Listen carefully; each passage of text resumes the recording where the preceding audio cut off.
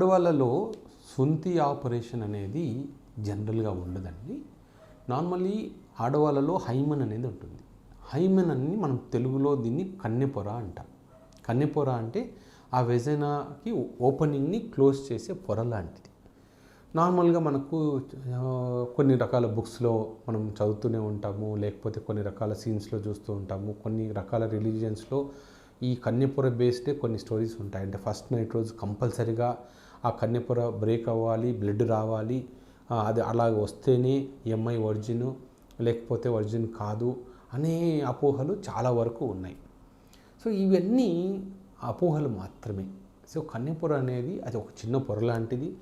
కొంతమందికి చిన్నప్పుడే, అంటే ఒకప్పుడు ఆడవాళ్ళు పాతకాలంలో ఎక్సర్సైజ్ చేసేవాళ్ళు కాదు, వాళ్ళు కేవలం ఇంటి పనికి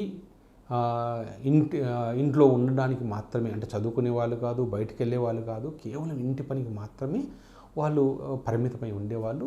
ఇప్పుడు అలా కాదు, అమ్మాయిల్ని మనం చదువు పంపిస్తున్నాము, స్పోర్ట్స్లో రాణిస్తున్నారు, వాళ్ళు కూడా ఎక్సర్సైజ్ చేస్తున్నారు. ఈ టైంలో ఎప్పుడైనా సరే ఆ కన్నెపొర అనేది ఆటోమేటిక్గానే టేర్ అయిపోవచ్చు. కొంతమందికి పుట్టుకతోనే అసలు కన్నెపొర అనేది ఉండకపోవచ్చు. అంతేగాని దానికి ఆ కన్నెపొర టైట్గా ఉండి దానివల్ల ఇంటర్కోర్స్లో ఇబ్బంది అయితే దానికి హైమెనోప్లాస్టీ అని సర్జరీ చేస్తాం.